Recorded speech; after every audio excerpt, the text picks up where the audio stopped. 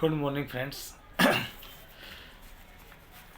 आज मैं पराक्रम लिखित अधिनियम 1881 में सेक्शन 43 पे बात करूँगा। धारा 43 बहुत इम्पोर्टेंट सेक्शन है। ये कहती है कि विदाउट कंसिडरेशन नो ऑब्लिगेशन। जैसे आपने कोई चेक, बिल, कोई वचन पत्र, कोई बिल ऑफ एक्सचेंज किसी व्यक्ति को ट्रांसफ़र कर दिया है, पर आपको उस व्यक्ति ने कंसिडरेशन नहीं किया, मतलब उसने बदले में जो कार्य उसे करना था वो नहीं किया, या उसका कार्य करना फेल हो गया, तो आपने जो promissory note, bill of exchange और चेक दिया है उस पर कोई ऑब्लिगेशन क्रिएट नहीं होती है। मतलब आप उसके लिए पेमेंट करने के लिए जिम्मेदार नहीं हो। अब इसे हम एक उदाहरण से समझ सकते हैं। जैसे ए और बी दो दोस्त हैं। ए और बी दो दोस्त हैं। ए ने बी से कहा कि मुझे सी के कुछ पैसे देने हैं और आप ये एक चेक दे दीजिए ताकि मेरी मदद हो जाए। बी ने एक मदद स्वरूप उस ए को एक चेक दे दिया, प्रोमिजरी नोट दे दिया, या बिल ऑफ एक्सचेंज दे दिया। जो बिल ऑफ एक्सचेंज सी को दिया गया, सी को ए ने दिया, पर ए ने सी को दिया। सी ने उस बिल ऑफ एक्सचेंज को क्लियर करने के पहले, उस चेक को क्लियर करने के पहले ए ने उसे पेमेंट दे दिया और वो बिल ऑफ एक्सचेंज उसके पास रह गया।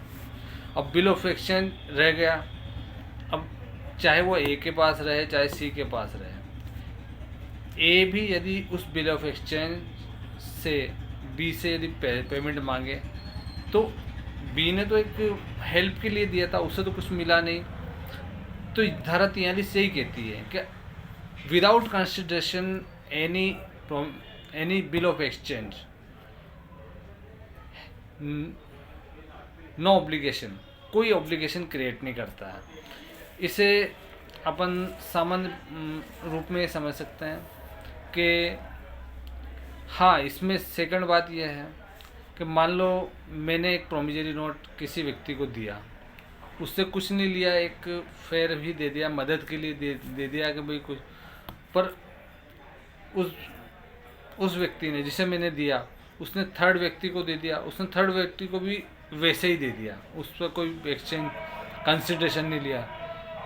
उससे आगे उसने दे दिया, उससे भी एक्सचेंज नहीं लिया, पर जो आगे किसी भी व्यक्ति को जो एक्सचेंज, वो बिल ऑफ एक्सचेंज ट्रांसफ़र होता जा रहा है, पर एक व्यक्ति ने कंसिडरेशन के बदले, मतलब कुछ प्रतिफल के बदले, कुछ कार्य के बदले वो बिल ऑफ एक्सचेंज प्राप्त कर लिया, तो मैं फिर उसके लिए लाइबल हो जाऊंगा। क्यों?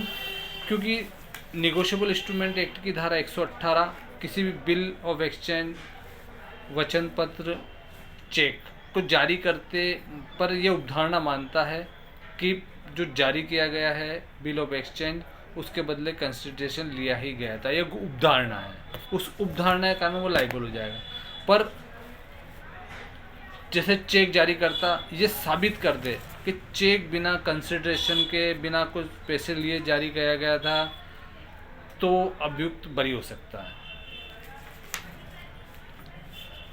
दूसरा इसमें अपवाद है कि मान लो बिल ऑफ एक्सचेंज में मैंने जो अमाउंट अदा करने की बात कही थी, तो मेरा जितना शेयर बनता है, जैसे मैंने ए को बिल ऑफ एक्सचेंज 1000 रुपये के लिए दिया, अब वह बिल ऑफ एक्सचेंज 2000 रुपये के लिए अगले व्यक्ति को दे दे, तो मैं केवल मेरे पार्ट तक ही जिम्मेदार हूँ। मुझे 1000 रुपये देने हैं तो 1000 रुपये तक ही जिम्मेदार हूँ, वो मुझसे 2000 नहीं वसूल सकता। मतलब बिना कंसिडरेशन के कोई भी bill of exchange no obligation, कोई ऑब्लिगेशन क्रिएट नहीं करता है। इसका अपवाद मैंने बता ही दिए। अब चेक के वाले मामलों में ये सवाल उठता है कि चेक जैसे किसी ने 5 लाख का दिया, तो 5 लाख के बदले उस व्यक्ति को अगर कोई कंसिडरेशन ही नहीं दिया गया, उसका कोई कार्य नहीं किया गया, चलो कार्य करने के बदले वो बिल ऑफ एक्सचेंज या चेक दिया उसे, मान लो किसी ने मेरी बिल्डिंग बनाने के लिए 5 लाख रुपए का चेक मैंने उसे दिया, उसे चेक दिया, पर उसने मेरी बिल्डिंग तो बनाई नहीं, मेरा कार्य तो किया ही नहीं। तो वो जो चेक मैंने जारी किया है, हालांकि निगोशिएबल इंस्ट्रूमेंट एक्ट एक बाइंडिंग पैदा करता है, पर कंसिडरेशन नहीं है, कंसिडरेशन फेल हो गया है, तो बिल ऑफ एक्सचेंज मुझे उससे डिस्चार्ज कर देता, मेरी कोई ऑब्लिगेशन क्रिएट नहीं करता है। ये धारा 43 सिंपल सी बात करता है। आशा है मेरी जानकारी आपको अच्छी लगी होगी, तो लाइक एंड शेयर करें।